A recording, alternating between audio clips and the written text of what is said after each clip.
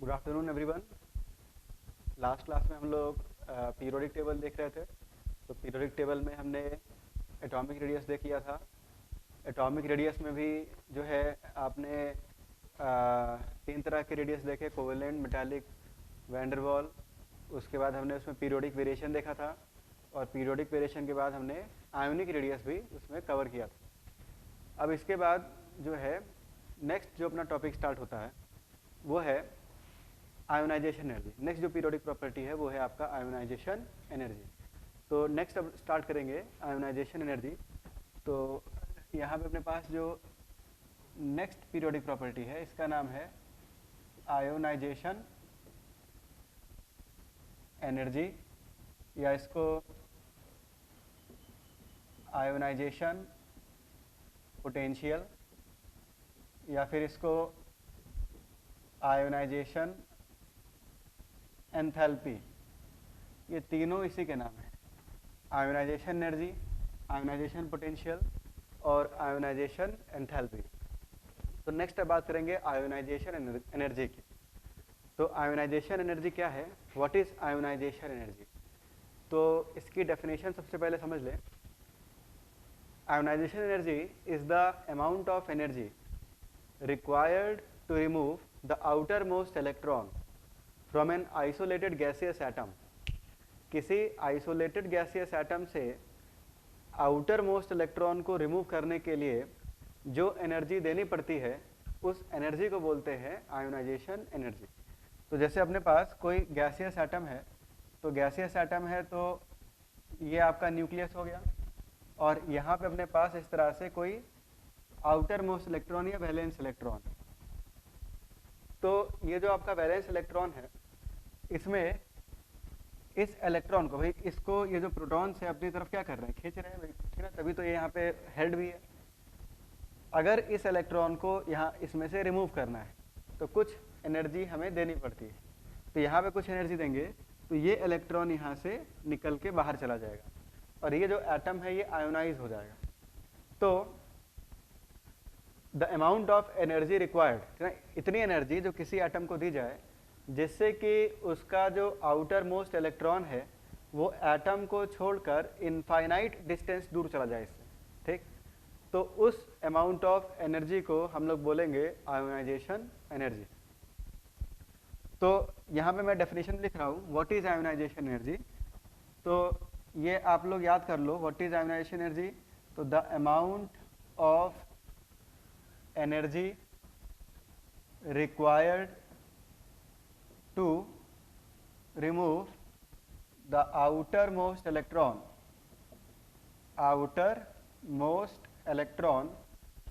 from an isolated gaseous atom, ठीक। अब यहाँ पे मैंने एक टर्म लिखा है आइसोलेटेड गैसियस एटम। आइसोलेटेड मतलब वो किसी के इन्फ्लुएंस में नहीं होना चाहिए, वो एटम आइसोलेटेड होना चाहिए, या इसको इस तरह से समझे कि वो जो एटम है आपका वो बॉन्डेड नहीं होना चाहिए, ठीक है ना, नॉन बॉन्डेड होना चाहिए। दूसरा चीज कि फिजिकल स्टेट भी यहाँ पे डिफाइंड है। फिजिकल स्टेट यहाँ पे क्या डिफाइंड है, गैसियस। जो एटम है वो गैसियस स्टेट में ही होना चाहिए, तो ही ये एनर्जी डिफाइंड होगी। कभी भी हम बात करेंगे आयोनाइजेशन एनर्जी की तो ये मान के चलेंगे कि वो एटम आइसोलेटेड है, मतलब वो किसी तरह का बॉन्ड नहीं बना रहा है, और वो जो एटम है आपका वो गैसियस स्टेट में है, ठीक है ना। किस स्टेट में है, गैसियस, सॉलिड या लिक्विड स्टेट में नहीं है। आयोनाइजेशन एनर्जी टर्म इसी स्टेट के लिए डिफाइन ही किया गया, ठीक है ना, गैसियस स्टेट के लिए। तो अब इसको थोड़ा सा सीधी भाषा में लिखें तो देखो, आपके पास कोई एटम ए है जो कि गैसियस स्टेट में, ठीक। इस एटम ए को, कोई एटम ए था, ये एटम किस स्टेट में था, गैसियस। इस एटम ए को हमने कुछ एनर्जी प्रोवाइड की, और एनर्जी जब प्रोवाइड की तो इस एटम ए ने इलेक्ट्रॉन को लूज कर दिया, ठीक है। ये जो इलेक्ट्रॉन था ये यहाँ से निकल के बाहर चला गया, ठीक, और ये एटम आपका आयोनाइज हो गया। तो इलेक्ट्रॉन को इस एटम से निकालने के लिए जो एनर्जी हमें देनी पड़ती है उस एनर्जी को आयोनाइजेशन एनर्जी बोला गया। तो यहाँ से अपने पास बनेगा ए प्लस गैसियस, ठीक ना, ए से एक इलेक्ट्रॉन निकाल दिया तो क्या बन गया, ए प्लस गैसियस प्लस इलेक्ट्रॉन, और यहाँ पे जो एनर्जी आपने दी, ठीक ना। तो एनर्जी जब दी तो जो एंथैल्पी चेंज है या जो एनर्जी चेंज है उसको डेल्टा एच से डिनोट करते हैं। तो इस डेल्टा एच को हम लोग बोलेंगे डेल्टा एच आई ई, मतलब कि एंथैल्पी चेंज या एनर्जी चेंज। और कौन सा एनर्जी चेंज है ये? Ionisation energy. एक साइन कन्वेंशन आपको याद रखना है कि अगर कोई सिस्टम है, जैसे मान लो कोई रिएक्शन जो है वो आपकी एंडोथर्मिक है। एंडोथर्मिक मतलब एनर्जी दे रहे हैं, जैसे किसी रिएक्शन को करवाने के लिए हम एनर्जी को दे रहे हैं, तो ऐसे केस में जो डेल्टा एच है वो पॉजिटिव लिखा जाएगा। अगर डेल्टा एच का साइन पॉजिटिव मतलब कि एनर्जी हम दे रहे हैं, और किसी सिस्टम में से एनर्जी अगर रिलीज हो रही है, जैसे कोई रिएक्शन हुई, रिएक्शन एक्सोथर्मिक है मतलब एनर्जी रिलीज होगी। एनर्जी अगर रिलीज हो रही है तो डेल्टा एच का जो साइन है वो नेगेटिव होगा, ठीक है। डेल्टा एच का साइन क्या होगा? नेगेटिव। ये कुछ बेसिक चीज़ें समझ ले। डेल्टा एच अगर पॉजिटिव, इससे आप क्या समझोगे? एनर्जी रिएक्शन के लिए एनर्जी देनी पड़ेगी। डेल्टा एच अगर नेगेटिव मतलब रिएक्शन जब होगी तो एनर्जी क्या होगी? रिलीज होगी। जैसे मैंने कोई रिएक्शन लिखी और उस रिएक्शन के आगे लिखा कि जो डेल्टा एच है रिएक्शन का, डेल्टा एच मतलब एंथैल्पी चेंज या एनर्जी चेंज अभी बोल सकते हैं हम, ठीक। तो जो एनर्जी चेंज है ये आपका जैसे प्लस 200 किलो जूल है, ठीक। तो इसका मतलब क्या होगा? प्लस मतलब एनर्जी देनी पड़ेगी, यानी एंडोथर्मिक प्रोसेस। तो यहाँ इसका मतलब ये होगा कि रिएक्शन को करवाने के लिए 200 किलो जूल एनर्जी आपको देनी पड़ेगी, ठीक। और अगर रिएक्शन के लिए डेल्टा एच नेगेटिव है, माइनस 200 किलो जूल है सपोज, ठीक। तो अगर डेल्टा एच की वैल्यू नेगेटिव है, इससे अपने को क्या समझ में आएगा? डेल्टा एच नेगेटिव मतलब प्रोसेस एक्सोथर्मिक है, एनर्जी उसमें से क्या होगी? रिलीज होगी। मतलब जब रिएक्शन होगी तो 200 किलो जूल एनर्जी उसमें से निकलेगी, रिलीज होगी, ठीक। तो सबसे पहले डेल्टा एच का साइन से पता चलना चाहिए। प्लस मतलब एनर्जी देनी है और माइनस मतलब एनर्जी जो है वो उसमें से रिलीज होगी, ठीक। अब देखो डेल्टा एच आई ई जो होता है, delta H I E generally positive होता है। इलेक्ट्रॉन को निकालने के लिए जनरली आपको एनर्जी देनी पड़ती है, ठीक। इलेक्ट्रॉन अपने आप नहीं निकलने वाला है। किसी एटम में जो इलेक्ट्रॉन्स हैं उनको न्यूक्लियस अपनी तरफ खींच रहा है, और न्यूक्लियस और उस इलेक्ट्रॉन के बीच में एक कूलम्बिक फोर्स है और एक कूलम्बिक पोटेंशियल एनर्जी भी स्टोर्ड है। तो उस इलेक्ट्रॉन को निकालने के लिए हमें कुछ एक्स्ट्रा एनर्जी उस इलेक्ट्रॉन को देनी पड़ेगी, और उस एक्स्ट्रा एनर्जी को हम क्या बोलेंगे? Ionisation energy. तो डेफिनेशन बिल्कुल क्लियर है कि किसी भी आइसोलेटेड गैसियस एटम से एक इलेक्ट्रॉन को रिमूव करवाने के लिए जो एनर्जी देंगे उसको आयोनाइजेशन एनर्जी बोलेंगे। डेल्टा एच आई ई का जो साइन है ये जनरली कैसा होता है? It is generally positive. Positive क्यों? क्योंकि हमें जनरली एनर्जी सप्लाई करनी पड़ती है, ठीक, इलेक्ट्रॉन को रिमूव करने के लिए।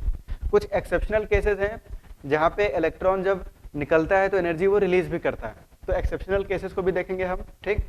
तो यहाँ तक आपको समझ में आना चाहिए कि व्हाट इज आयोनाइजेशन एनर्जी। अच्छा, अब इसके यूनिट की अगर बात कर लें तो ये इस तरह से जनरल रिएक्शन हो गई आपकी, ठीक, कि इस रिएक्शन के लिए जो एंथैल्पी चेंज है या जो एनर्जी चेंज है उसको बोलेंगे आयोनाइजेशन एनर्जी, कि कोई एटम ए अपना इलेक्ट्रॉन लूज कर रहा है और आयोनाइज हो रहा है। अच्छा, इसके बाद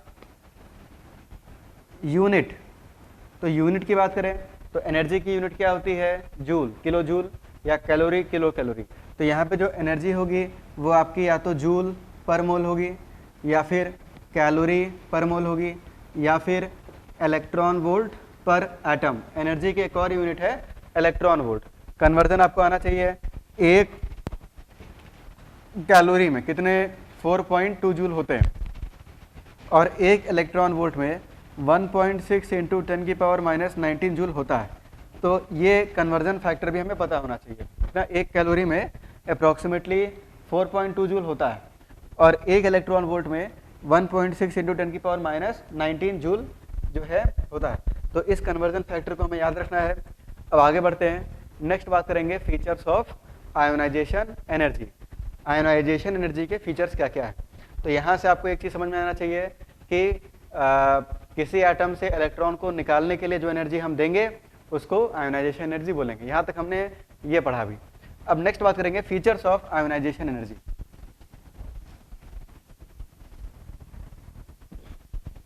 सिंगल एटम का स्टेट डिफाइन कर सकते हैं।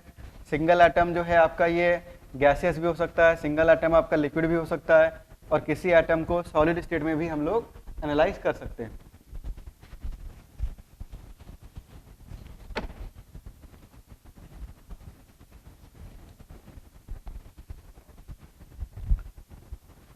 सॉलिड या लिक्विड में इसलिए नहीं क्योंकि जब हम रिएक्शंस को स्टडी करते हैं तो रिएक्शन को स्टडी करने में अभी जैसे जैसे आगे बढ़ेंगे इस क्वेश्चन का आंसर मिल जाएगा आपको। इसने क्वेश्चन पूछा है कि भाई गैसेस से क्यों, क्योंकि पहले हम एटम्स को जब कोई साइकिल ड्रॉ करेंगे या कोई बॉर्न-हेबर साइकिल इस तरह से कोई साइकिल जब बनाएंगे तो सबसे पहले बॉन्ड्स को जब तोड़ेंगे तो सबसे पहले इसको गैसीय स्टेट में ले जाते हैं और गैसीय स्टेट में ही फिर हम उसमें से इलेक्ट्रॉन निकालते हैं। तो ये एनर्जी गैसीय स्टेट के लिए डिफाइन की गई है। दूसरी चीज़, सॉलिड लिक्विड को अगर हम लोग हीट करेंगे या उसमें से उसको एनर्जी देंगे तो उसमें मेल्ट होने की या वेपराइज होने की भी प्रोबेबिलिटी होती है। तो इसको हमें, ये जो डेफिनेशन है ये हमें याद भी रखना है कि जो आयोनाइजेशन एनर्जी है वो गैसियस एटम के लिए ही डिफाइंड है।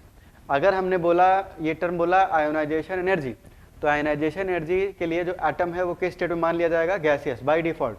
जैसे हम बोलेंगे ionisation energy of this atom, chlorine atom, तो अपने आप ये समझना है कि वो जो एटम है वो किस स्टेट में है, गैसियस स्टेट में, क्योंकि ये टर्म गैसियस स्टेट के लिए ही डिफाइन किया गया है। जैसे से आगे बढ़ेंगे तो आपको समझ में आएगा कि इसका कितना एप्लीकेशन है, इसका कितना यूज़ है गैसियस एटम में डिफाइन करने से, ठीक है, इसका यूज़ भी समझ में आएगा धीरे धीरे। अच्छा, इसके बाद आगे बढ़ते हैं। तो नेक्स्ट है यहाँ पे फीचर्स ऑफ आयोनाइजेशन एनर्जी। तो features of ionisation energy, ionisation energy के features.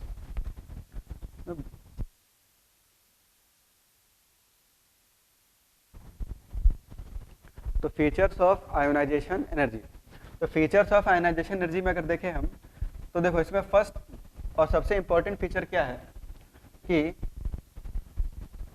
Successive ionisation energy, successive ionisation energy always increases. ठीक, successive ionisation energy always increases. इसका मतलब कि जैसे ए है, ए से एक इलेक्ट्रॉन निकाला तो क्या बना, ए प्लस, इससे एक और इलेक्ट्रॉन निकाला तो क्या बना, A2 प्लस, इससे एक और इलेक्ट्रॉन निकाला तो क्या बना, A3 plus and so on. ठीक, अब जब पहले इलेक्ट्रॉन को निकालेंगे तो हम लोग यहाँ लिखते हैं IE1। IE1 मतलब फर्स्ट निकालने के लिए जो एनर्जी देंगे उसको बोलेंगे फर्स्ट आयोनाइजेशन एनर्जी, यानी कि IE1। एक इलेक्ट्रॉन निकल गया, अब दूसरे इलेक्ट्रॉन को निकालना है, कुछ एनर्जी देनी पड़ेगी, तो उस एनर्जी को हम लोग बोलेंगे IE2। IE2 का मतलब सेकेंड आयोनाइजेशन एनर्जी, मतलब सेकेंड इलेक्ट्रॉन को निकालना है, एक इलेक्ट्रॉन निकल गया। इसके बाद अब तीसरे इलेक्ट्रॉन को निकालना है, तो तीसरे इलेक्ट्रॉन को निकालने के लिए जो एनर्जी देंगे उसको क्या बोलेंगे, IE3, इसका मतलब थर्ड आयोनाइजेशन एनर्जी। इसी तरह से 4, 5, 6 एंड सो ऑन।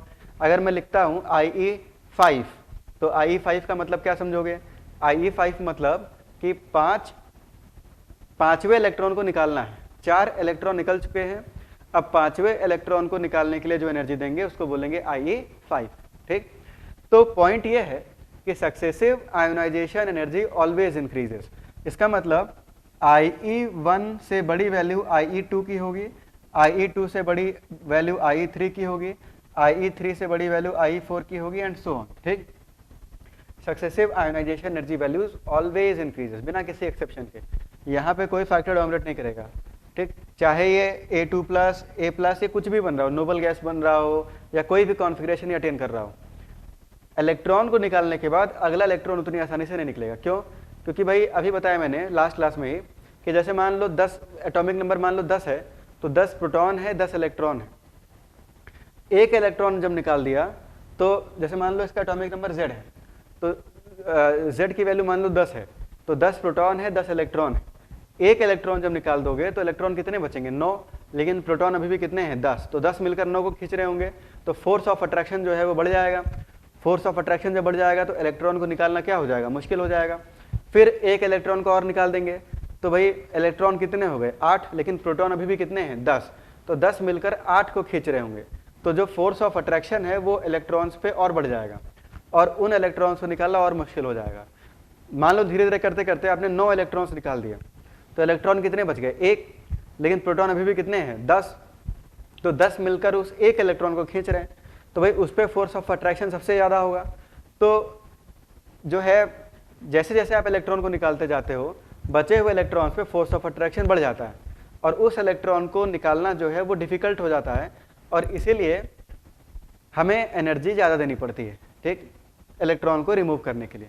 तो अब इस पॉइंट को आपको याद रखना है कि successive ionisation energy values always increases. जैसे अगर मैं बात करूं, क्वेश्चन अगर आपको दूं कि जैसे बताओ Fe2+ Fe3+, इसमें आयोनाइजेशन एनर्जी ज़्यादा किसका होगा?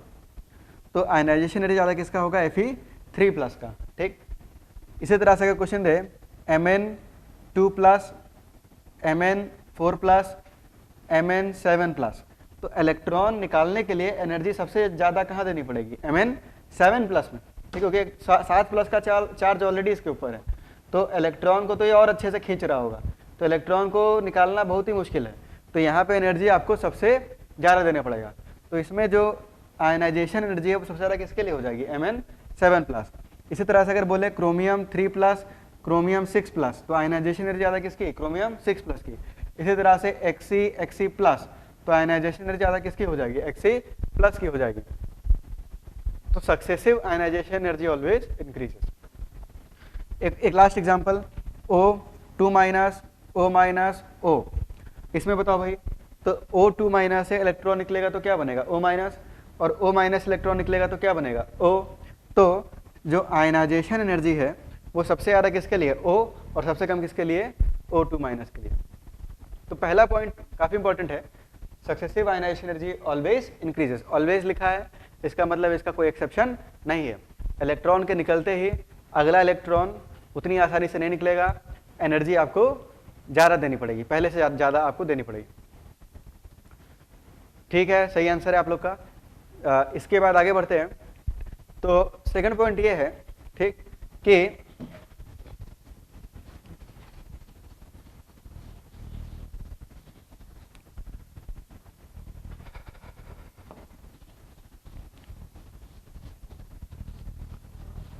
सेकंड पॉइंट इसमें यह है कि जो आयनाइजेशन एनर्जी है वो किसी एटम के लिए या किसी कैटायन के लिए हमेशा पॉजिटिव होगी। पॉजिटिव मतलब एनर्जी देंगे तब इलेक्ट्रॉन निकलेगा। लेकिन एनायंस के लिए आयनाइजेशन एनर्जी जो है वो नेगेटिव भी हो सकती है। ठीक है ना, मतलब कि नेगेटिव मतलब एनर्जी उसमें से रिलीज होगी, इलेक्ट्रॉन भी रिलीज करेगा, एनर्जी भी रिलीज करेगा। तो नेक्स्ट पॉइंट इसमें यह है, सेकेंड पॉइंट, कि आयोनाइजेशन एनर्जी या delta H I for any atom और कैटायन इज ऑलवेज पॉजिटिव। पहले इस लाइन का मतलब समझे कि delta H I for any atom और कैटायन इज ऑलवेज पॉजिटिव। कोई एटम है, न्यूट्रल एटम है, उस पर कोई चार्ज नहीं है, या फिर आपके पास कोई कैटायन है, मतलब उस पर अगर प्लस चार्ज है, तो उसमें से अगर इलेक्ट्रॉन को निकालना है तो डेल्टा एच की वैल्यू हमें पॉजिटिव मिलती है। पॉजिटिव मतलब एनर्जी हमको देनी पड़ती है। ठीक, लेकिन but for any anion it can be negative. लेकिन किसी अनायन के लिए ये नेगेटिव भी हो सकती है। फॉर एग्जाम्पल, एक एग्जाम्पल समझे, जैसे आपका बेरिलियम है Be, तो बेरिलियम जो है एटॉमिक नंबर 4 है, इसमें से जब एक इलेक्ट्रॉन को निकालेंगे, अब जाहिर सी बात है ये गैसियस एटम होगा, एटम कैसा होगा आपका? गैसियस। तो इससे जब एक इलेक्ट्रॉन निकालेंगे तो ये आपका Be+ गैसियस बनेगा, और एक इलेक्ट्रॉन जो है ये रिलीज करेगा। अच्छा, ये जो एटम था ये कैटायन है, एनायन है या न्यूट्रल है? तो ये न्यूट्रल है। लेकिन सपोज करो Be-, तो Be- की अगर बात करें तो Be- क्या है? एनायन। तो Be- जब इलेक्ट्रॉन लूज करेगा तो ये किस में कन्वर्ट होगा? Be+ इलेक्ट्रॉन में। इस रिएक्शन के लिए जो डेल्टा एच होता है या डेल्टा एच आई जो है, ये आपको इसके लिए जो वैल्यू है ये नेगेटिव होती है। ये वैल्यू कैसे होती है आपकी? हमें नेगेटिव वैल्यू मिलती है। नेगेटिव वैल्यू मिलती है, इसका मतलब क्या हुआ? प्रोसेस एंडोथर्मिक है या प्रोसेस एक्सोथर्मिक है? तो प्रोसेस यहाँ पे क्या है? एक्सोथर्मिक। एनर्जी इसमें से रिलीज हो रही है, क्योंकि डेल्टा एच क्या है? नेगेटिव। अब डेल्टा एच नेगेटिव क्यों है तो वो समझते हैं। देखो Be- जो है, Be- इसका इलेक्ट्रॉनिक कॉन्फ़िगरेशन है 1s2 2s2 2p1। भाई एक इलेक्ट्रॉन एक्स्ट्रा आ गया तो 2p1। इलेक्ट्रॉन को लूज करते ही इसका जो कॉन्फ़िगरेशन है ये हो जाएगा 1s2 2s2। ठीक, और आपको पता है कि 2s2 जो है ये आपका फुली फिल्ड कॉन्फ़िगरेशन है। कैसा कॉन्फ़िगरेशन है? Fully filled configuration. तो फुली फिल्ड कॉन्फ़िगरेशन जो होता है ये नेचर में स्टेबल होता है। नेचर में कैसा होता है? ये स्टेबल। तो हुआ क्या कि इलेक्ट्रॉन लूज करते ही ये स्टेबिलिटी को अचीव कर रहा है, ठीक ना, इसको स्टेबिलिटी गेन हो रही है। तो इलेक्ट्रॉन निकालने की टेंडेंसी इसकी है, ठीक। इसमें इलेक्ट्रॉन को निकालने के लिए आपको एनर्जी देने की कोई ज़रूरत नहीं है, ये खुद ही चाहता है कि इलेक्ट्रॉन क्या हो, इसमें से निकले, ताकि ये P1 से जब इलेक्ट्रॉन निकल जाएगा तो इसका कॉन्फ़िगरेशन क्या बन जाएगा? 1s2 2s2, जो कि नेचर में स्टेबल है ड्यू टू फुलफिल्ड कॉन्फ़िगरेशन। तो इलेक्ट्रॉन को ये अपने आप निकालता है, आपको एनर्जी देने की कोई ज़रूरत नहीं है, ये अपने आप निकालता है और एनर्जी जो है वो रिलीज करता है, ठीक, जिससे कि जो स्टेबिलिटी है वो इसमें अचीव भी होती है। तो यहाँ पे जो Be- है इसके लिए डेल्टा एस क्या है? नेगेटिव। तो अगर कोई बोलता है कि आयोनाइजेशन एनर्जी की जो वैल्यू है वो सभी रिएक्शंस के लिए पॉजिटिव है, तो ये वैल्यू, ये स्टेटमेंट फॉल्स है ना। कुछ रिएक्शंस हैं, जैसे ये रिएक्शन है, तो इसके लिए जो इस स्पीशीज़ के लिए जो आयोनाइजेशन एनर्जी है उसकी वैल्यू क्या है? आपकी नेगेटिव है। इसी तरह से एक एग्जांपल और देखें, जो आपका N- है, ठीक, तो यहाँ लिख रहा हूँ मैं N- गैसियस, ठीक। इसमें से जब एक इलेक्ट्रॉन निकालेंगे तो N गैसियस प्लस इलेक्ट्रॉन, इसके लिए भी जो डेल्टा एच आई की वैल्यू है, तो डेल्टा एच आई की वैल्यू यहाँ भी क्या है? नेगेटिव। क्यों? क्योंकि देखो इसका जो कॉन्फ़िगरेशन है N- का, तो N- का कॉन्फ़िगरेशन है 1s2 2s2 2p4।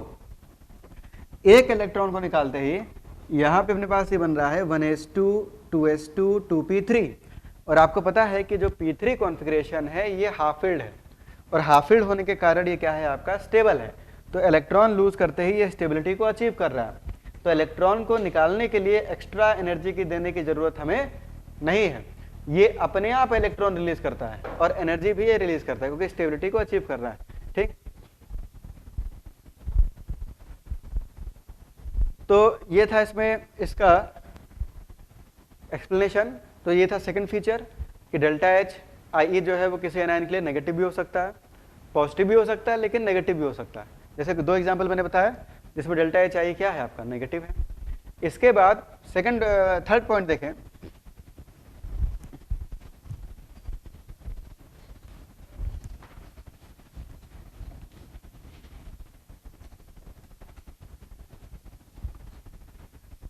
तो जो थर्ड पॉइंट है वो ये है कि देखो ए गैसियस से जब एक इलेक्ट्रॉन निकाला तो A प्लस गैसियस बना, इससे एक इलेक्ट्रॉन निकाला तो A2 प्लस गैसियस बना, इससे एक इलेक्ट्रॉन निकाला तो A3 प्लस गैसियस बना, एंड सो ऑन।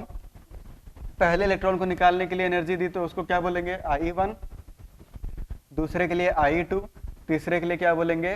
IE3, ठीक ना, IE1 IE2 IE3। अब देखो यहाँ मैं लिख रहा हूँ कि जो IE2 है of A gaseous, it is same as IE2। इसका मतलब क्या हुआ कि सेकेंड इलेक्ट्रॉन को निकालने के लिए जो एनर्जी आपने दी, it will be same as IE1 of A plus gaseous. कैसे? अरे भाई, A के लिए जो दूसरा इलेक्ट्रॉन है वो A प्लस के लिए पहला इलेक्ट्रॉन है, तो A के लिए जो है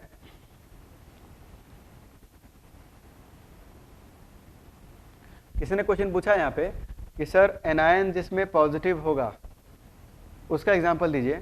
तो भाई क्वेश्चन आप थोड़ा सा पहले समझो, आप पूछ क्या रहे हो। एनायन का मतलब ही हो गया कि वो आपका जो है एनायन का मतलब ही है कि वो अपना क्या है? नेगेटिव स्पीशीज है, तो उस पर पॉजिटिव चार्ज आप कैसे रख सकते हो? ठीक, तो क्वेश्चन को थोड़ा एक्सप्लेन करके लिखिए। IE2 ऑफ A गैसियस, मतलब कि A के लिए जो हम लोग दूसरा इलेक्ट्रॉन रिमूव कर रहे हैं, तो A प्लस जो होगा, A प्लस के लिए हम लोग कौन सा इलेक्ट्रॉन निकालेंगे? तो A प्लस के लिए वो पहला इलेक्ट्रॉन है और A के लिए वो कौन सा इलेक्ट्रॉन है? दूसरा इलेक्ट्रॉन है। अब इसको लिखेंगे कैसे? दोनों एक ही चीज है, लिखेंगे कैसे? तो A का जो IE2 होगा it will be same as IE1 of A plus. ठीक, इसी तरह से अगर मैं लिखूं IE3 of A gaseous, it will be same as IE1 of A2 plus gaseous. इसमें भी कोई दिक्कत नहीं आनी चाहिए भाई। A के लिए जो तीसरा इलेक्ट्रॉन निकलेगा, तो A2 प्लस के लिए वो कौन सा इलेक्ट्रॉन निकलेगा? वो पहला इलेक्ट्रॉन निकलेगा।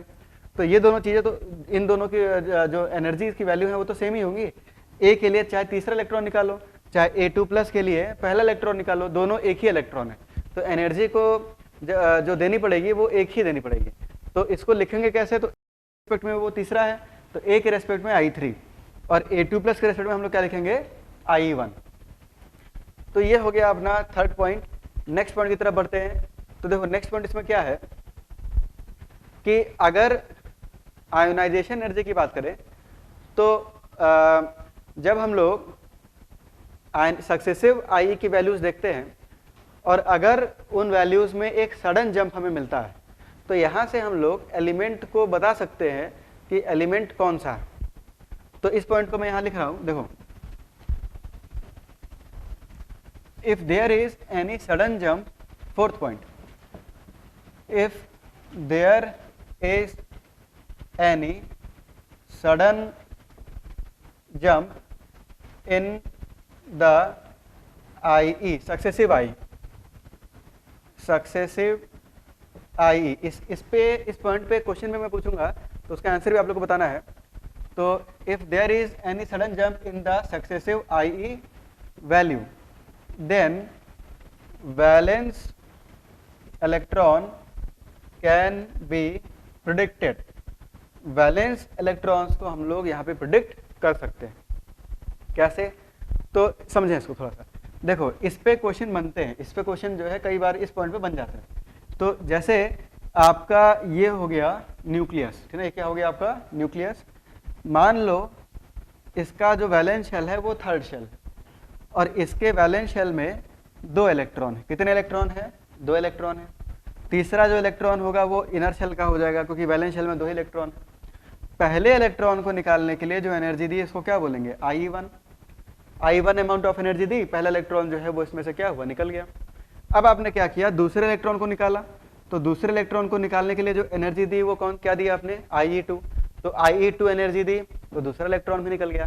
अब IE1 और IE2 में लार्जर वैल्यू किसकी होगी, IE1 की कि IE2 की, तो लार्जर वैल्यू होगी IE2 की, क्योंकि आपको एक रूल बता दिया मैंने, एक तरह का रूल है जिसका कोई एक्सेप्शन नहीं है कि successive ionisation energies always increases, ठीक है, हमेशा इंक्रीज करेंगे।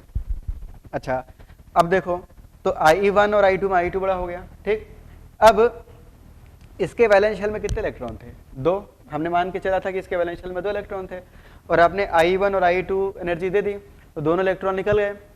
अब तीसरा जो इलेक्ट्रॉन निकलेगा वो तो इनर शेल से निकलेगा और इसको जो निकालने के लिए जो एनर्जी देनी पड़ेगी इसको हम लोग क्या बोलेंगे, IE3, ठीक। तो वैलेंस शेल से जब 2 इलेक्ट्रॉन्स यहाँ से निकल जाएंगे, ठीक, तो जो तीसरा इलेक्ट्रॉन होगा वो तो इनर शेल का होगा, ठीक है। तीसरा इलेक्ट्रॉन कहाँ का होगा, इनर शेल का। और यहाँ पे हमें पता है कि जो इनर शेल है इसका जो कॉन्फ़िगरेशन है वो नोबल गैस का हो जाएगा। भाई 2 इलेक्ट्रॉन के निकलते ही कॉन्फ़िगरेशन किसका हो जाएगा, नोबल गैस का। और आपको पता है कि भाई नोबल गैस कॉन्फ़िगरेशन नेचर में कैसे होते हैं, स्टेबल होते हैं। तो अगर कॉन्फ़िगरेशन स्टेबल है तो उसमें से इलेक्ट्रॉन आसानी से नहीं निकलेगा और एनर्जी हमको ज़्यादा देनी पड़ेगी। तो IE3 की जो वैल्यू है वो IE1 और IE2 के रेस्पेक्ट में काफ़ी ज़्यादा होगी। फिर से मैं रिपीट कर दे रहा हूँ कि यहाँ वैलेंस शेल में कितने इलेक्ट्रॉन्स थे, 2, ठीक। तो वैलेंस शेल में अपने पास इलेक्ट्रॉन्स थे 2 इलेक्ट्रॉन जब निकल गए तो जो तीसरा इलेक्ट्रॉन है वो इनर शेल का है। इनर शेल का जो कॉन्फ़िगरेशन होगा वो नोबल गैस का होगा, क्योंकि भाई जब वैलेंस इलेक्ट्रॉन्स निकल जाएंगे तो भाई नोबल गैस का कॉन्फ़िगरेशन बच जाएगा ना। अब नोबल गैस से इलेक्ट्रॉन को निकालना जो है वो आसान काम नहीं है। क्यों, क्योंकि नोबल गैस कॉन्फ़िगरेशन नेचर में स्टेबल होता है। इसमें से अगर इलेक्ट्रॉन को निकालना है तो एनर्जी जो है काफ़ी आपको ज़्यादा देनी पड़ेगी, यानी कि जो IE3 की वैल्यू होगी ये IE1 और IE2 के रेस्पेक्ट में काफ़ी ज़्यादा होगी। तो इस तरह से अगर सक्सेसिव IE की वैल्यूज़ आपको दी हुई है और किसी 2 वैल्यू में डिफरेंस काफ़ी ज़्यादा है तो हम बता सकते हैं कि वैलेंस शेल में कितने इलेक्ट्रॉन्स हैं। जैसे मान लो यहाँ 3 वैल्यू दी हुई है और इन दोनों के बीच में गैप काफ़ी ज़्यादा है, तो इससे हमें ये पता चल रहा है कि पहला और दूसरा इलेक्ट्रॉन तो आसानी से निकल जा रहा है, तीसरा इलेक्ट्रॉन आसानी से नहीं निकल रहा है। इसका मतलब तीसरा इलेक्ट्रॉन इनर शेल का है और बाकी 2 इलेक्ट्रॉन आउटर शेल के हैं। तो यहाँ से हम बैलेंस इलेक्ट्रॉन्स को प्रेडिक्ट कर सकते हैं। अब यहाँ मैं क्वेश्चन लिख रहा हूँ, इससे पहले किसी ने क्वेश्चन पूछा है, मतलब आयनाइजेशन एनर्जी जिस एनायन के लिए पॉजिटिव होगा वैसा एग्जाम्पल। तो कोई भी एनायन ले लो, ये 2-3 एग्जाम्पल छोड़कर कोई भी O-, S-, S2-, O2-, N3-, N2-, कोई भी एग्जाम्पल ले लो, किसी भी एनायन से इलेक्ट्रॉन जब निकालेंगे तो डेल्टा H जो है वो पॉजिटिव मिलेगा। लेकिन अगर जैसे B- था उसमें से इलेक्ट्रॉन जब निकाला तो नोबल गैस अचीव कर रहा है, तो वो इलेक्ट्रॉन इजीली निकाल देगा या एनर्जी हमें देने की जरूरत नहीं पड़ेगी। तो इन 2-3 एग्जाम्पल को छोड़कर बाकी सभी एनायंस में भी डेल्टा एच आपको पॉजिटिव ही मिलेगा। आगे बढ़ते हैं। अब मैं क्वेश्चन यहाँ लिख रहा हूँ, तो इस क्वेश्चन का आप लोग को आंसर बताना है। तो क्वेश्चन ये है कि for the given successive IE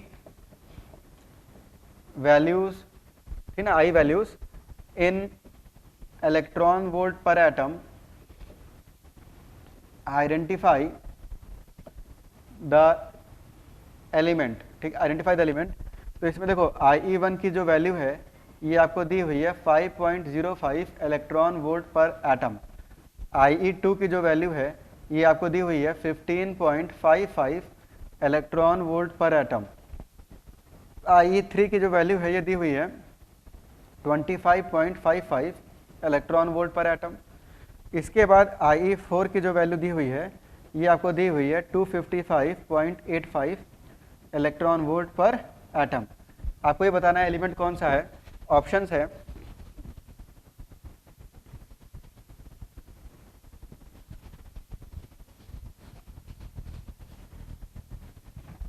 options यहाँ पे गिवन है बेरिलियम, एल्यूमिनियम,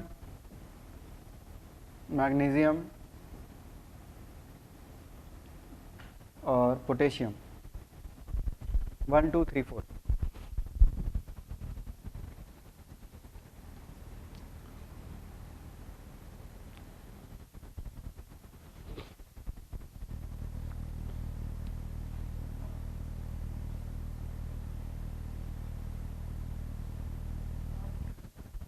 तो इसमें क्वेश्चन में आपको दिया है for the given successive values, ठीक ना, कुछ सक्सेसिव वैल्यू आपको दी है I वैल्यू, आपको एलिमेंट आइडेंटिफाई करना है।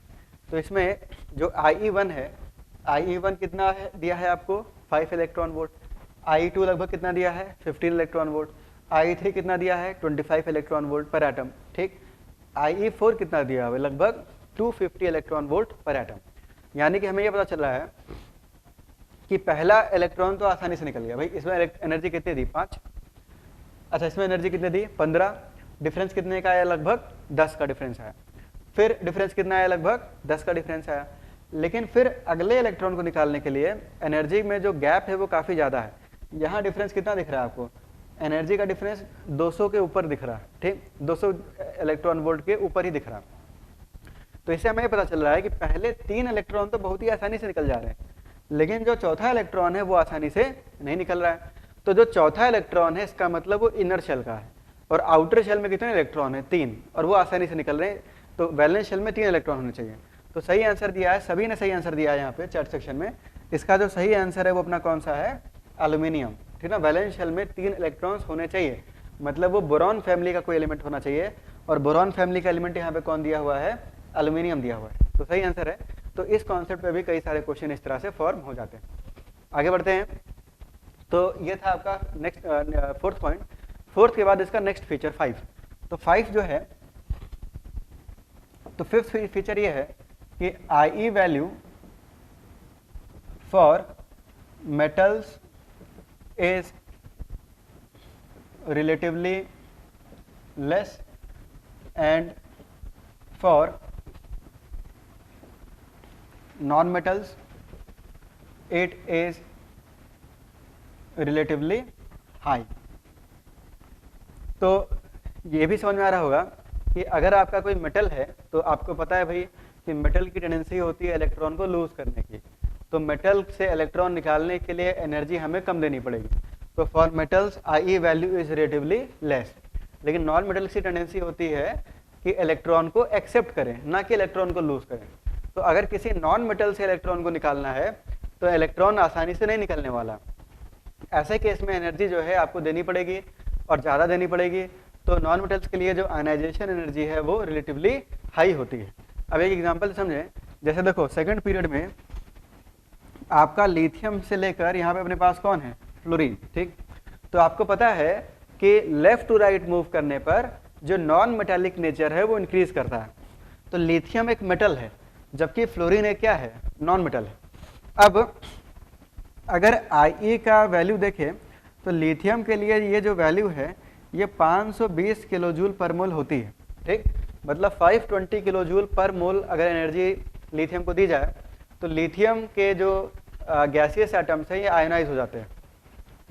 फ्लोरीन की अगर बात करें तो यहाँ जो आयनाइजेशन एनर्जी है ये अप्रॉक्सीमेटली 1650 किलो जूल पर मोल होती है, ठीक।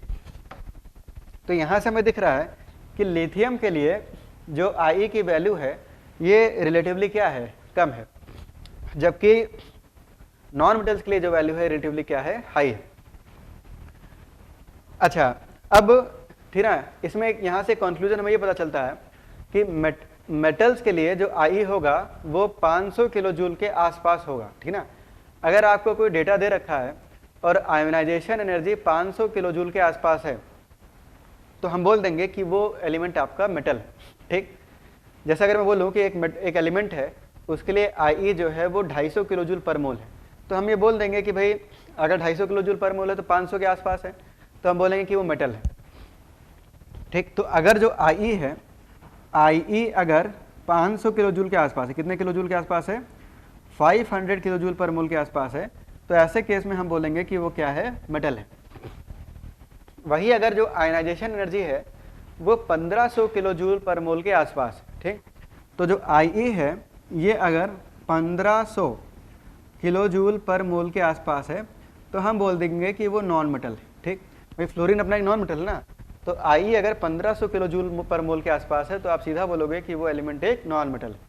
अच्छा, आई अगर बहुत ही ज़्यादा है, 2000 किलो जूल पर मोल या 2500 किलो जूल पर मोल से भी ज़्यादा है, जैसे आई जो है ये आपका 2500 किलो जूल पर मोल या 2000 भी हो सकता है, ये तो मिनिमम 2000, ठीक है ना। वैसे मैंने थोड़ा बढ़ा के इसको 2500 लिखा है, तो 2500 किलो जूल पर मोल से भी अगर ज़्यादा है तो हम बोलेंगे कि वो जो एलिमेंट है आपका वो नोबल गैस है। वो कौन सा गैस है आपका, एक नोबल गैस है, क्योंकि आपको पता है कि नोबल गैस का जो कॉन्फ़िगरेशन होता है वो स्टेबल होता है, p6 कॉन्फ़िगरेशन होता है।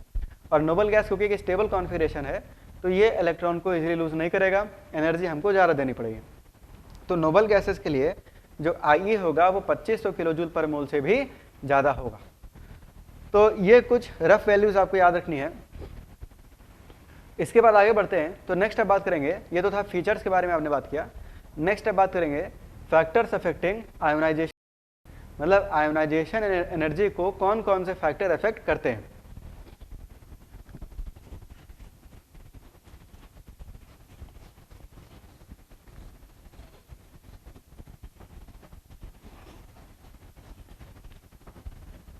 तो नेक्स्ट है इसमें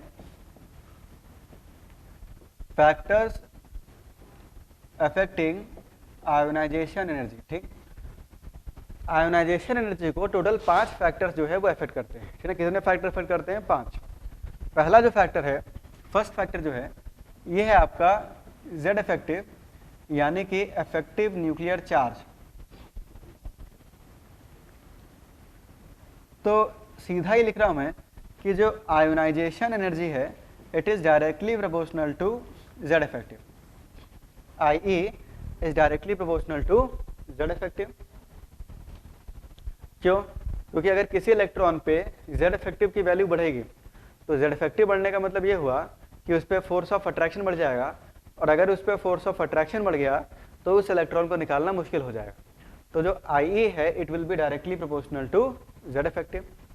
अच्छा, इसके बाद सेकंड जो फैक्टर है, भाई इसको मैं फिर से बता दूं कि जैसे मान लो आपके पास कोई टेस्ट इलेक्ट्रॉन है, इस इलेक्ट्रॉन पे अगर जो जेड इफेक्टिव है वो बढ़ गया तो जेड इफेक्टिव बढ़ने के कारण जो फोर्स ऑफ अट्रैक्शन है वो भी बढ़ जाएगा, और फोर्स ऑफ अट्रैक्शन बढ़ जाएगा तो इस इलेक्ट्रॉन को रिमूव करना क्या हो जाएगा, मुश्किल हो जाएगा, तो एनर्जी हमको ज़्यादा देनी पड़ेगी।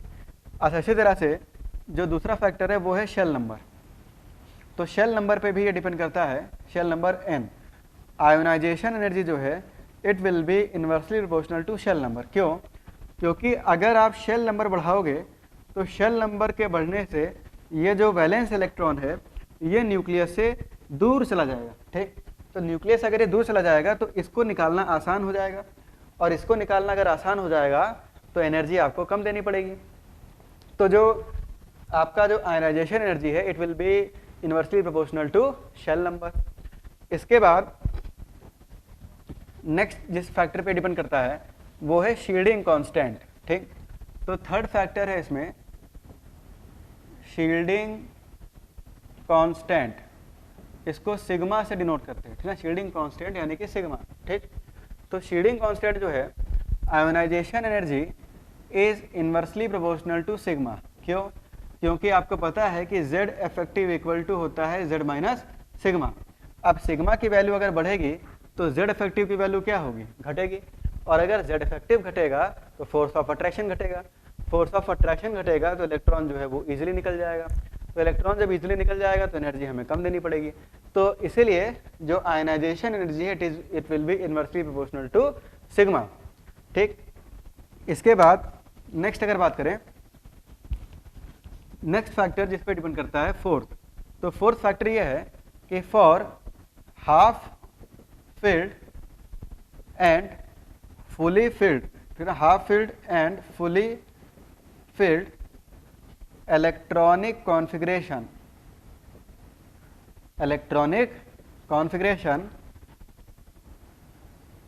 डेल्टा एच आई ई यानी ionization energy is relatively high, ठीक।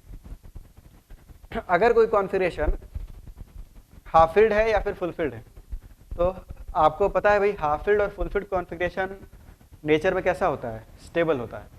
तो अगर वो नेचर में स्टेबल है तो उसमें से इलेक्ट्रॉन निकालना क्या हो जाएगा? मुश्किल, क्योंकि वो अपनी स्टेबिलिटी को लूज करना नहीं चाहेगा। जैसे मान लो अगर कोई कॉन्फ़िगरेशन P3 है, तो कोई कॉन्फ़िगरेशन मेरे पास क्या है? P3। तो P3 में टोटल कितने इलेक्ट्रॉन्स हैं? 3 इलेक्ट्रॉन्स हैं। अब P3 कॉन्फ़िगरेशन क्योंकि हाफ फील्ड है और ये नेचर में स्टेबल है, इलेक्ट्रॉन को लूज करते ही ये P3 से किस में कन्वर्ट हो जाएगा? P2 में। और आपको पता है भाई कि P3 जो है नेचर में स्टेबल है, इलेक्ट्रॉन निकलते ही ये अपनी स्टेबिलिटी को लूज कर देगा। तो क्या ये अपने इलेक्ट्रॉन को निकालना चाहेगा? ये अपने इलेक्ट्रॉन को निकालना नहीं चाहेगा, क्योंकि ये स्टेबल है।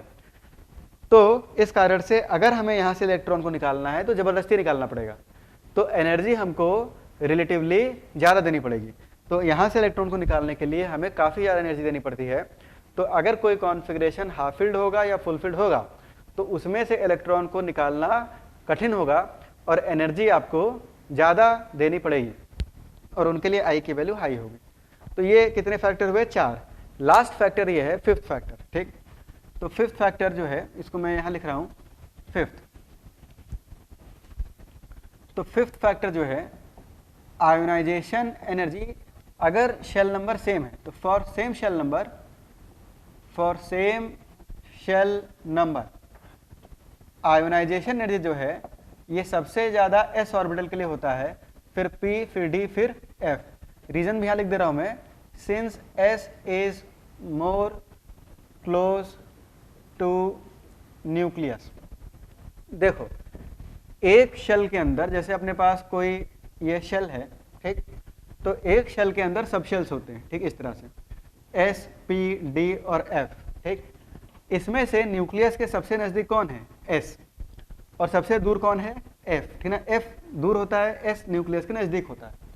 अब सपोज करो इलेक्ट्रॉन एक केस में आपको S से निकालना है और एक केस में आपको F से निकालना है, तो इलेक्ट्रॉन आसानी से कहाँ से निकलेगा? F से, क्योंकि ये न्यूक्लियस से दूर है। और इलेक्ट्रॉन मुश्किल से कहाँ से निकलेगा? S से। तो यहाँ से इलेक्ट्रॉन निकालने के लिए एनर्जी आपको ज़्यादा देनी पड़ेगी और F से इलेक्ट्रॉन निकालने के लिए एनर्जी हमें कम देनी पड़ेगी, ठीक। तो S, P, D, F में, क्योंकि F जो है वो न्यूक्लियस से दूर है, तो यहाँ पे अपने पास जो इलेक्ट्रॉन है वो आसानी से निकल जाएगा, यहाँ से इलेक्ट्रॉन जो है वो आसानी से नहीं निकलेगा। तो एनर्जी यहाँ हमें ज़्यादा देनी पड़ेगी। तो अगर शेल नंबर सेम है, फॉर सेम शेल नंबर, यहाँ क्या लिखा है? For same shell number. तो एक शेल के लिए SPDF में, क्योंकि S न्यूक्लियस के ज़्यादा नज़दीक है तो उसमें से इलेक्ट्रॉन आसानी से नहीं निकलेगा, तो सबसे ज़्यादा आई किस ऑर्बिटल के लिए होगी? S के लिए, और सबसे कम आई किस ऑर्बिटल के लिए होगी? F ऑर्बिटल के लिए होगी, ठीक। तो ये पॉइंट भी हमें याद रखना है। तो टोटल फैक्टर्स कितने हो गए? आपसे पूछ ले भाई कि आयोनाइजेशन एनर्जी को कौन कौन से फैक्टर इफेक्ट करते हैं, तो आप बताओगे कि इसको 5 फैक्टर्स इफेक्ट करते हैं, ठीक। पहला फैक्टर कौन सा हो गया? Z effective. दूसरा फैक्टर कौन सा हो गया? Shell number. तीसरा फैक्टर कौन सा हो गया? Shielding constant. चौथा फैक्टर कौन सा हो गया? तो इलेक्ट्रॉनिक कॉन्फ़िगरेशन, ठीक, अगर कोई हाफ फील्ड या फुल फील्ड है तो उसके लिए जो आई होगा वो रिलेटिवली ज़्यादा होगा, यानी कि इलेक्ट्रॉनिक कॉन्फ़िगरेशन पे भी आई डिपेंड करेगा। इसके बाद लास्ट फैक्टर मैंने क्या बताया कि अगर शेल नंबर सेम है तो ये मैटर करेगा कि इलेक्ट्रॉन किस सब शेल में है, एस में है, पी में है, डी में है या फिर एफ में है, इस पे भी आई जो है वो डिपेंड करेगा। नेक्स्ट बात करेंगे periodic variation of ionisation energy, कि आयोनाइजेशन एनर्जी का जो वेरिएशन है वो किस तरह से होता है एक पीरियड में और एक ग्रुप में। तो नेक्स्ट है इसमें periodic variation of ionisation energy.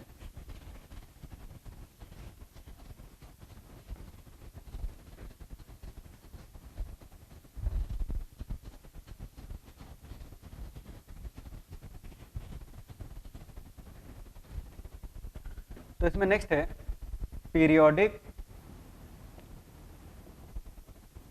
Variation of ionisation energy, ठीक।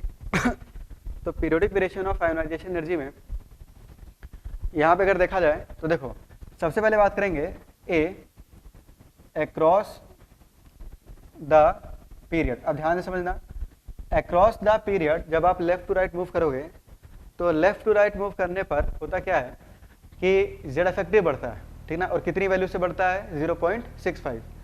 तो 0.65 से क्योंकि जेड इफेक्टिव बढ़ेगा तो फोर्स ऑफ अट्रैक्शन बढ़ जाएगा, तो इलेक्ट्रॉन को निकालने के लिए एनर्जी हमको ज़्यादा देनी पड़ेगी। इस कारण से जो जेड इफेक्टिव है बढ़ने से जो आयोनाइजेशन एनर्जी है वो इंक्रीज कर जाएगी। तो लेफ्ट टू राइट मूव करने पर आयोनाइजेशन एनर्जी ग्रेजुअली इंक्रीज करती है, ठीक ना। कुछ एक्सेप्शंस को छोड़कर, तो एक्सेप्शंस को अलग से देखेंगे। यहाँ पे लिख लो कि on moving left to right in a period, तो on moving left to right in a period since Z effective increases, hence ionization energy also increases generally, ठीक। लेफ्ट टू राइट मूव करने पर क्योंकि इलेक्ट्रॉन्स पे Z effective बढ़ता है और Z effective बढ़ेगा तो अभी हमने बात किया कि आई भी बढ़ेगा, इसी कारण से लेफ्ट टू राइट आई भी बढ़ता है एक्सेप्शंस के साथ। अब इसमें एक एक पीरियड की बात करें तो सबसे पहला है पीरियड नंबर 1। तो पीरियड नंबर 1 में दो एलिमेंट्स हैं, कौन कौन से, हाइड्रोजन और हीलियम। तो left to right Z effective बढ़ेगा और जेड इफेक्टिव बढ़ेगा तो आई भी बढ़ेगा, इसमें कोई दिक्कत नहीं है। इनफैक्ट इसका जो कॉन्फ़िगरेशन है तो नोबल गैस का है और नोबल गैस से इलेक्ट्रॉन निकालना आसान काम होता नहीं है, नोबल गैस से इलेक्ट्रॉन निकालना जो है वो कठिन काम है, तो एनर्जी इसको ज़्यादा देनी पड़ेगी। इनफैक्ट आपका जो हीलियम है इसका आई पूरे पीरियोडिक टेबल में सबसे ज़्यादा है, ठीक ना। सबसे ज़्यादा आयोनाइजेशन एनर्जी किस एलिमेंट की है, हीलियम, ठीक ना। अच्छा, पीरियड नंबर 2 की बात करें तो सेकंड पीरियड।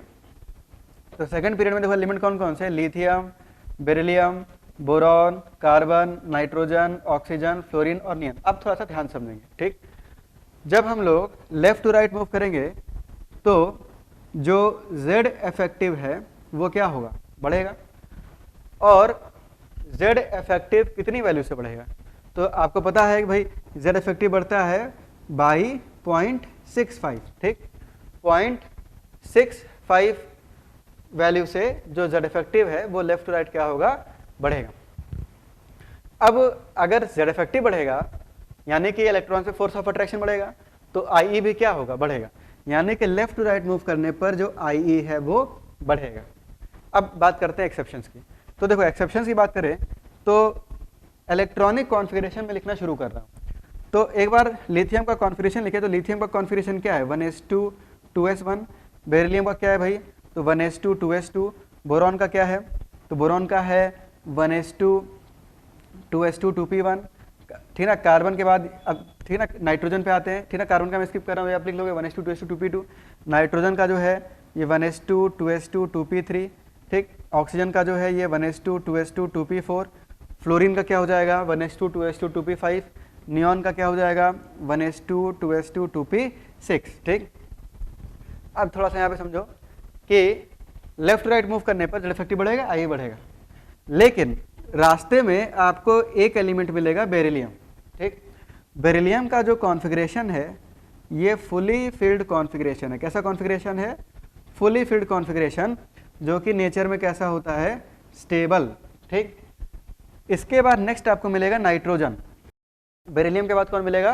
नाइट्रोजन। नाइट्रोजन का जो कॉन्फ़िगरेशन है ये हाफ फिल्ड होता है। ये कैसा होता है आपका? Half filled. और हाफ फिल्ड कॉन्फ़िगरेशन जो है अगर आपका सपना है डॉक्टर बनने का, तो ये सपना पूरा करेगा बायोम इंस्टीट्यूट। और नाइट्रोजन के बाद नेक्स्ट आपको मिलेगा नियॉन। और नियॉन का भी जो कॉन्फ़िगरेशन है ये फुली फिल्ड है। ये कैसा कॉन्फ़िगरेशन है आपका? फुली फिल्ड, जो कि नेचर में कैसा होता है? स्टेबल। और उल्टा, और इसके साथ साथ जो है ये तो नोबल गैस कॉन्फ़िगरेशन भी है, तो वो तो और भी ज़्यादा स्टेबल हो जाएगा। तो रास्ते में आपको 3 एलिमेंट्स मिल रहे हैं। कौन कौन से एलिमेंट मिल रहे हैं? बेरिलियम, नाइट्रोजन और नियॉन, जिनका कॉन्फ़िगरेशन या तो फुलफिल्ड है या तो हाफ फिल्ड है, ठीक। और आपको पता है कि fulfilled half filled configuration nature में कैसे होते हैं? स्टेबल। इसका फुलफिल्ड है, इसका हाफ फिल्ड है, उसका अगेन फुलफिल्ड है। अब देखो होता क्या है कि लेफ्ट राइट बढ़ता है। एक्सेप्शन क्या होता है कि बेरिलियम का जो कॉन्फ़िगरेशन है वो फुलफिल्ड है, तो इसमें से इलेक्ट्रॉन को निकालना कठिन है या मुश्किल है। तो इलेक्ट्रॉन जो है वो आसानी से नहीं निकलेगा, तो एनर्जी हमें क्या करनी पड़ेगी? ज़्यादा देनी पड़ेगी। तो एनर्जी ज़्यादा देनी पड़ेगी, तो बेरिलियम की आयनाइजेशन एनर्जी जो है वो बोरॉन से ज़्यादा हो जाती है, बोरॉन की कम हो जाती है। इसका रीज़न समझे, थोड़ा सा और समझे कि देखो बोरॉन का जो कॉन्फ़िगरेशन था, तो बोरॉन आपका ये 1s2 2s2 2p1 था। बोरॉन के में इलेक्ट्रॉन निकलते ही, बोरॉन से जब एक इलेक्ट्रॉन निकलेगा तो ये फुलफिल्ड अचीव करेगा। भाई इलेक्ट्रॉन निकलते ही ये 1s2 2s2 को अचीव करेगा, तो यहाँ से इलेक्ट्रॉन आसानी से निकल जाएगा। जबकि ये ऑलरेडी कैसा है? फुलफिल्ड। ये फुलफिल्ड अचीव करेगा, जबकि ये ऑलरेडी क्या है? फुलफिल्ड। तो इसमें से इलेक्ट्रॉन को निकालना आसान काम नहीं होता। इसीलिए बेरिलियम और बोरॉन में जो आई है वो ज़्यादा किसकी हो जाती है? बेरिलियम की। बेरिलियम की आई बोरॉन से भी ज़्यादा हो जाती है, ठीक। इसी तरह से नाइट्रोजन का जो कॉन्फ़िगरेशन है, तो नाइट्रोजन का कॉन्फ़िगरेशन क्या है? P3। P3 हाफ फिल्ड है। हाफ फिल्ड नेचर में कैसा होता है? स्टेबल। तो इसमें से इलेक्ट्रॉन को निकालना आसान काम नहीं है। अगर इसमें से इलेक्ट्रॉन निकालना है तो हमें एनर्जी ज़्यादा देनी पड़ेगी। और दूसरा अगर ये देखें, ऑक्सीजन का जो कॉन्फ़िगरेशन है वो क्या है? P4। तो ऑक्सीजन का अगर कॉन्फ़िगरेशन P4 है, तो इलेक्ट्रॉन के निकलते ही ये P4 से किस में कन्वर्ट होगा? P3 में। तो P3 तो स्टेबल है, तो इलेक्ट्रॉन ये आसानी से निकाल देगा, जबकि नाइट्रोजन इलेक्ट्रॉन आसानी से नहीं निकालेगा। तो इसका आई का वैल्यू कम हो जाएगा, इसका आई का वैल्यू ज़्यादा हो जाएगा। तो नाइट्रोजन का जो आई है वो ऑक्सीजन से भी ज़्यादा हो जाता है, और नियॉन तो खैर सबसे ज़्यादा ही है। तो ओवरऑल जो ऑर्डर है वो अपने पास क्या बनता है? तो यहाँ पे मैं लिख रहा हूँ ओवरऑल ऑर्डर, ठीक। तो ओवरऑल ऑर्डर अगर देखा जाए तो यहाँ पे अपने पास लिथियम, बेरिलियम। अब देखो लिथियम से ज़्यादा वैल्यू होनी चाहिए थी किसकी? लिथियम से ज़्यादा वैल्यू किसकी होनी चाहिए थी? बेरिलियम की होनी चाहिए थी। लेकिन लिथियम के बाद बोरॉन है, और बोरॉन के बाद कौन है? बेरिलियम। बेरिलियम का जो आई है वो बोरॉन से भी ज़्यादा है। बेरिलियम के बाद कार्बन, कार्बन के बाद किसको आना चाहिए था? नाइट्रोजन को आना चाहिए था। लेकिन नाइट्रोजन का जो आई है वो ऑक्सीजन से भी ज़्यादा है। तो यहाँ पे अपने पास ऑक्सीजन, उसके बाद नाइट्रोजन, इसके बाद अपने पास फ्लोरीन, और सबसे ज़्यादा कौन है? नियॉन, ठीक। तो ये हमें ऑर्डर मिलता है आई का, ठीक ना, आयोनाइजेशन एनर्जी का in period number 2, period number 2, ठीक। पीरियड नंबर 2 में ये ऑर्डर में मिलता है। और नीट 2019 का ये क्वेश्चन भी है, ठीक है ना, नीट 2019। तो इसमें ये एज इट इज पूछा गया था, लिथियम से लेकर नियॉन तक, ठीक ना। ये एज इट इज ट्रेंड पूछा गया था। 4 ऑप्शन थे, ठीक ना, आपको प्रीवियस ईयर क्वेश्चन में मिल जाएगा ये। तो 4 ऑप्शन दिए गए थे, तो उसमें lithium, boron, beryllium, carbon, nitrogen, oxygen, fluorine, तो इन सब का ट्रेंड पूछा था कि आई का ट्रेंड क्या है, ठीक। तो आई का ट्रेंड जो है वो अपने को अब पता है, ठीक ना। और ये याद भी रखना है कि बेरिलियम का जो आई है वो बोरॉन से ज़्यादा हो जाएगा, और नाइट्रोजन का जो आई है वो ऑक्सीजन से ज़्यादा हो जाएगा। रीज़न यहाँ पे फिर से समझ लें कि जैसे अगर कोई पूछ ले कि जो आई है, इसको मैं अब यहाँ मिटा रहा हूँ, कि अगर कोई पूछ ले कि I of I1 of beryllium is greater than I1 of boron, explain. तो आप ये बोलोगे कि बेरिलियम का कॉन्फ़िगरेशन क्या है 1s2 2s2 और बोरॉन का क्या है 1s2 2s2 2p1, ठीक। तो इसका जो कॉन्फ़िगरेशन है ये कैसा है, फुलफिल्ड है। तो यहाँ पे हम लिखेंगे कि in beryllium in Be electron is removed from fully filled configuration, ठीक।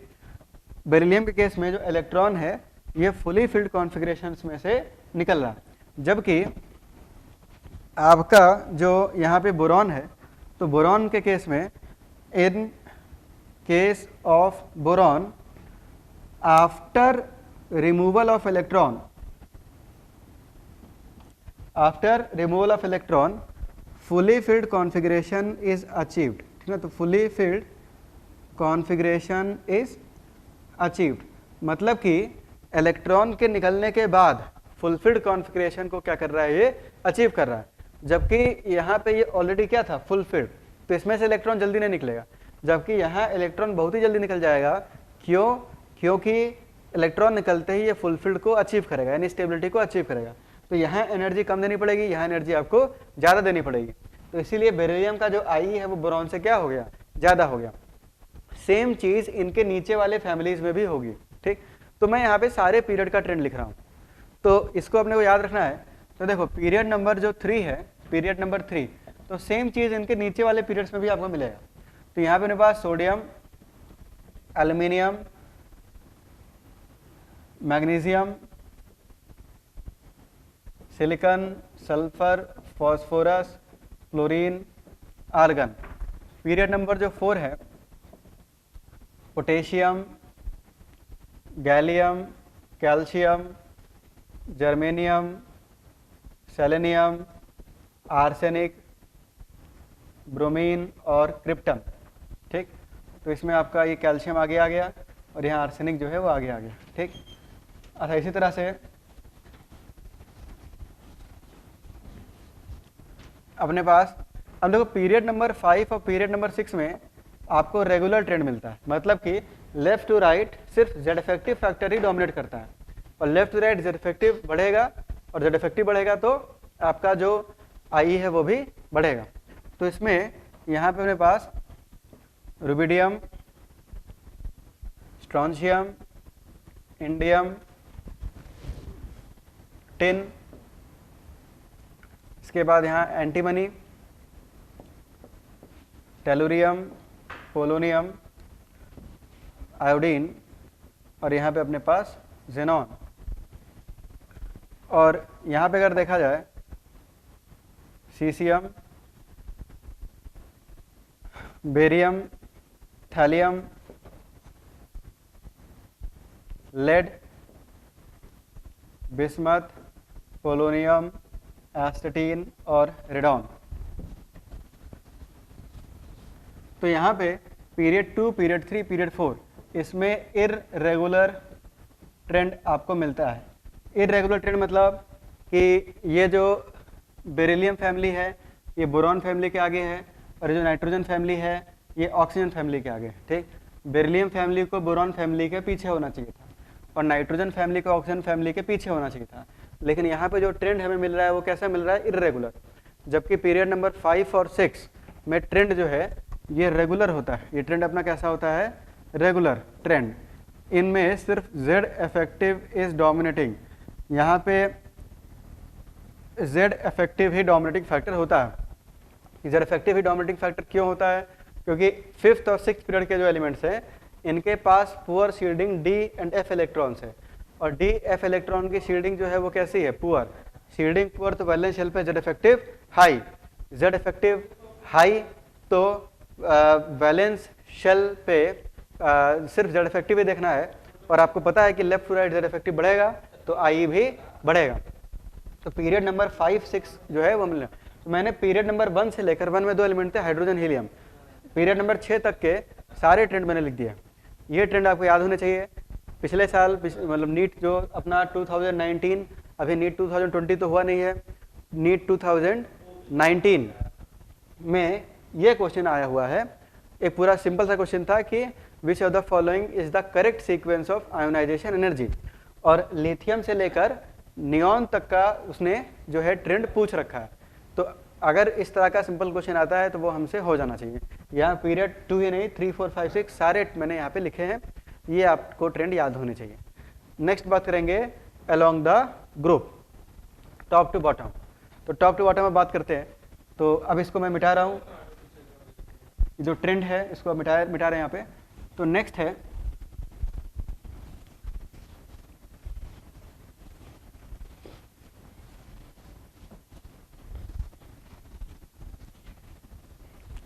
along the group। तो सेकंड बात करेंगे या बी along the group। तो देखो जब आप टॉप टू बॉटम मूव करते हो तो टॉप टू बॉटम मूव करने पर जो शेल नंबर है वो बढ़ता है। अब अगर शेल नंबर बढ़ेगा तो न्यूक्लियस से जो वैलेंस शेल है वो बढ़ता चला जाएगा, और न्यूक्लियस से अगर वैलेंस शेल बढ़ेगा तो जो आउटर मोस्ट इलेक्ट्रॉन है उसकी डिस्टेंस न्यूक्लियस से बढ़ती चली जाएगी। तो उस इलेक्ट्रॉन को निकालना जो है वो आसान हो जाएगा, और इलेक्ट्रॉन को निकालना अगर आसान हो जाएगा तो एनर्जी हमको कम देनी पड़ेगी। तो जैसे जैसे आप डाउन द ग्रुप मूव करते हो तो शेल नंबर बढ़ता जाता है, और शेल नंबर के बढ़ने से वैलेंस इलेक्ट्रॉन की जो डिस्टेंस है वो न्यूक्लियस से दूर हो जाती है, और इस इलेक्ट्रॉन को निकालना जो है वो बहुत ही आसान हो जाता है। तो इलेक्ट्रॉन अगर आसानी से निकल जाएगा तो एनर्जी जो है वो हमें कम देनी पड़ेगी, तो आयनाइजेशन एनर्जी जो है वो यहाँ पे डिक्रीज हो जाएगी। तो डाउन द ग्रुप मूव करने पर आयोनाइजेशन एनर्जी घटेगी, जनरली जो है ये घटेगी। कुछ एक्सेप्शंस है, एक्सेप्शंस को अलग से याद रखेंगे। तो अलोंग द ग्रुप बात करें तो on moving top to bottom in a group since shell number increases hence, shell number increase करेगा तो इस कारण से जो आई है वो डिक्रीज करेगा, आई डिक्रीजेस। ये तो अभी मैंने लिखा ही था कि जब शेल नंबर बढ़ता है तो आई डिक्रीज करता है, I is inversely proportional to shell number. अब सभी एलिमेंट्स को अगर देखें हम तो hydrogen, lithium, sodium, potassium, rubidium, caesium, beryllium, magnesium, calcium, strontium, barium, यहाँ पे 3D, 4D, 5D। तो ये 3D सीरीज है, ये 4D सीरीज है, ये 5D सीरीज है। यहाँ पे अपने पास boron, carbon, nitrogen, oxygen, fluorine, neon, neon के बोरॉन के नीचे कौन, एल्यूमिनियम, इसके नीचे कौन, gallium, indium, thallium, silicon, germanium, tin और लेड। यहाँ पे अपने पास कौन, phosphorus, arsenic, antimony, bismuth, sulphur, selenium, tellurium, polonium, chlorine, bromine, iodine, astatine, argon, krypton, xenon, radon. Periodic table आप लोग को भी बिल्कुल याद होना चाहिए। अब इसमें जब एक ग्रुप में मूव करेंगे तो ग्रुप में मूव करने पर शेल नंबर बढ़ेगा तो आई घटेगा। तो इसमें जो आई है वो सबसे ज़्यादा जो है वो हाइड्रोजन, ठीक ना, और सबसे कम किसका, सीसियम। इसी तरह से यहाँ पे अपने पास जो शेल नंबर है डाउन द ग्रुप मूव करने पर जो शेल नंबर है इंक्रीज करेगा तो इलेक्ट्रॉन जल्दी निकल जाएगा, तो आई जो है वो डिक्रीज करेगा। पी ब्लॉक में आते हैं तो नोबल गैसेस में कोई दिक्कत नहीं है, down the group I decrease करता है। हैलोजेंस फैमिली में भी कोई दिक्कत नहीं है, down the group I decrease करता है। ऑक्सीजन फैमिली में भी कोई दिक्कत नहीं है, down the group I decrease करेगा। नाइट्रोजन फैमिली में भी कोई दिक्कत नहीं है, down the group I decrease करेगा। दो फैमिलीज में दिक्कत है, बोरॉन फैमिली और कार्बन फैमिली, इन दो फैमिली में एक्सेप्शन आते हैं। तो एक्सेप्शन समझ ले, देखो 3 जगह पे एक्सेप्शन आएंगे, aluminium, gallium, indium, thallium, tin और लेड। इन 3 जगह पे एक्सेप्शन है जो आपको याद होने चाहिए। इन 3 को छोड़कर कोई एक्सेप्शन नहीं है, down the group I decrease करेगा। तो कार्बन से कम सिलिकॉन, जर्मेनियम, जर्मेनियम से कम टिन। अब down the group I decrease करना चाहिए, पर टिन और लेड में जो आई है वो लेड का ज़्यादा है। रीजन में समझेंगे अभी। बोरॉन फैमिली में अगर देखें हम तो डाउन द ग्रुप जो आई है वो डिक्रीज करता है, तो यहाँ पे बोरॉन से कम एल्यूमिनियम। अब एल्यूमिनियम से कम किसको होना चाहिए, गैलियम, लेकिन यहाँ उल्टा है, गैलियम का ज़्यादा है और स्लाइटली ज़्यादा है। स्लाइटली मतलब इन दोनों के लिए जो आई की वैल्यूज़ है ये अप्रॉक्सीमेटली सेम है, बहुत डिफरेंस नहीं है, बहुत स्लाइट सा डिफरेंस है। इनफैक्ट डिफरेंस सिर्फ 0.01 इलेक्ट्रॉन वोल्ट पर एटम का है, जो कि नेग्लिजिबल है। लेकिन अगर कोई बोले कि भाई ज़्यादा किसका है, तो स्लाइटली ज़्यादा किसका है, गैलियम का है। अच्छा, गैलियम और इंडियम में कोई दिक्कत नहीं भाई, डाउन द ग्रुप जो आई है वो डिक्रीज करता है, यहाँ भी डिक्रीज कर रहा है। इंडियम और थैलियम में जो है थैलियम का ज़्यादा है, जबकि ज़्यादा होना किसका चाहिए था, इंडियम का ज़्यादा होना चाहिए था। तो इन तीन जगह पे उल्टा ऑर्डर है, ठीक ना। एल्यूमिनियम गैलियम में ज़्यादा किसका, गैलियम। इंडियम थैलियम में ज़्यादा किसका, थैलियम। टिन और लेड में ज़्यादा किसका, लेड। रीज़न जो है आप लोग को मैंने एटॉमिक रेडियस बता रखा है। रीज़न क्या है, तो देखो भाई, पहले एल्यूमिनियम गैलियम की बात करें तो यहाँ पे अपने पास जो फर्स्ट है IE ऑफ एल्यूमिनियम और IE ऑफ गैलियम, इसमें जो आयोनाइजेशन एनर्जी है वो गैलियम की ज़्यादा है, जबकि ज़्यादा होनी चाहिए थी एल्यूमिनियम की। रीज़न, तो देखो एल्यूमिनियम की अगर बात करें तो एल्यूमिनियम आपका थर्ड पीरियड का एलिमेंट है, जबकि गैलियम जो है ये आपका फोर्थ पीरियड का एलिमेंट है, ठीक। अब यहाँ भी अपने पास वैलेंस इलेक्ट्रॉन है, यहाँ भी अपने पास वैलेंस इलेक्ट्रॉन है, ठीक। एल्यूमिनियम के पास कोई डी इलेक्ट्रॉन है क्या, इसके पास कोई डी इलेक्ट्रॉन नहीं है, जबकि गैलियम के पास जो है 10 3D इलेक्ट्रॉन्स। तो जो गैलियम है, तो गैलियम के थर्ड शेल में यहाँ पे 10 डी इलेक्ट्रॉन्स, ठीक। इन 10 डी इलेक्ट्रॉन की शीडिंग कैसी है, पुअर। तो इनकी शीडिंग अगर पुअर है तो वैलेंस इलेक्ट्रॉन पे जो Z इफेक्टिव है वो क्या होगा, बढ़ जाएगा। Z इफेक्टिव बढ़ेगा तो फोर्स ऑफ अट्रैक्शन बढ़ जाएगा, फोर्स ऑफ अट्रैक्शन बढ़ जाएगा तो साइज में कॉन्ट्रैक्शन आ जाएगा। इन दोनों का साइज लगभग लगभग क्या हो जाएगा, सेम हो जाएगा। इस इलेक्ट्रॉन को निकालना भी क्या हो जाएगा, मुश्किल हो जाएगा।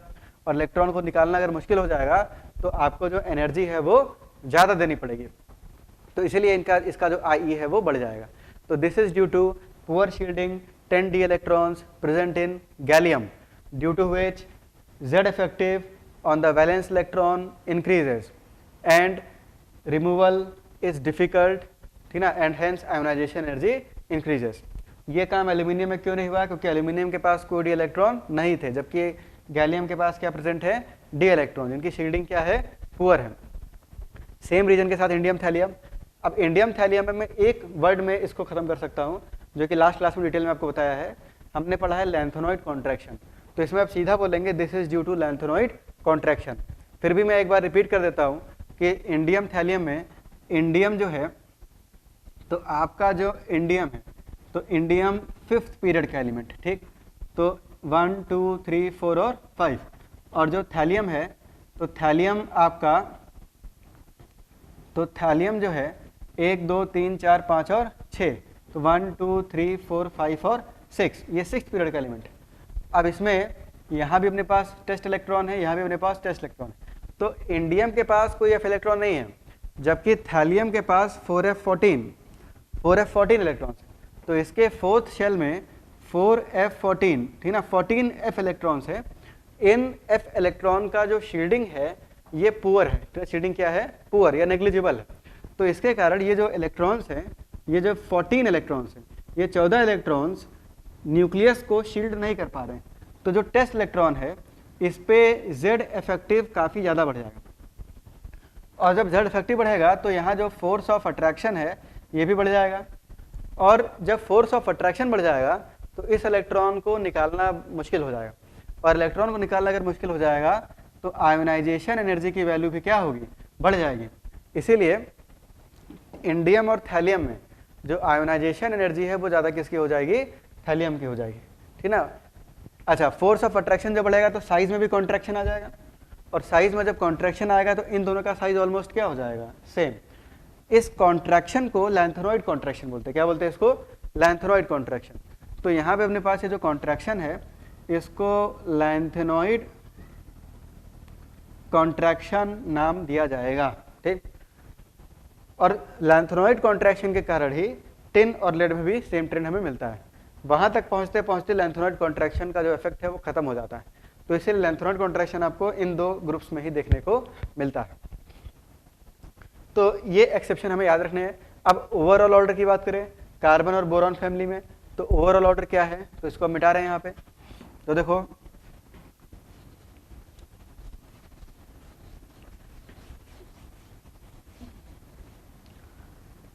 तो जो ओवरऑल ऑर्डर है, ओवरऑल ऑर्डर, तो कार्बन फैमिली की अगर बात करें, कार्बन फैमिली, तो तो कार्बन फैमिली में कार्बन, सिलिकॉन, जर्मेनियम, टिन और लेड, ये ऑर्डर आपको मिलेगा। अच्छा, टिन और लेड में जो है लेड का ज़्यादा है, टिन का कम है। दूसरा है आपका बोरॉन फैमिली। तो बोरॉन फैमिली अगर बात करें तो देखो बोरॉन फैमिली में यहाँ पे एक इर्रेगुलर सा ट्रेंड है, कोई रेगुलर ट्रेंड नहीं है, ठीक। तो ये जो ऑर्डर है ये प्योरली एक्सपेरिमेंटल है और ये जो ऑर्डर है ये वेरी वेरी इंपॉर्टेंट है, ठीक है ना, वेरी वेरी इंपॉर्टेंट। क्यों ऐसा लिखा मैंने?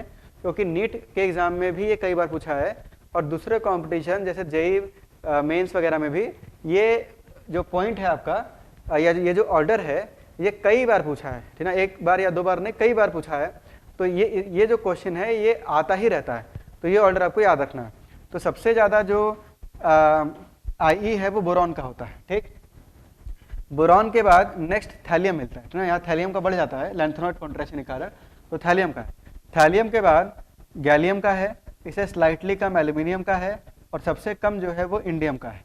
इसका ग्राफ भी आपको याद होना चाहिए। यहाँ पे अगर एक ग्राफ बनाएं, जैसे आपके पास I versus Z boron family के लिए, ठीक, तो इसका जो ग्राफ है वो इस तरह से डब्लू जैसा कर्व आपको मिलता है, ठीक है। कैसे कर्व मिलेगा? डब्लू। तो इसमें इस तरह से ये डब्लू जैसा कर्व मिलता है।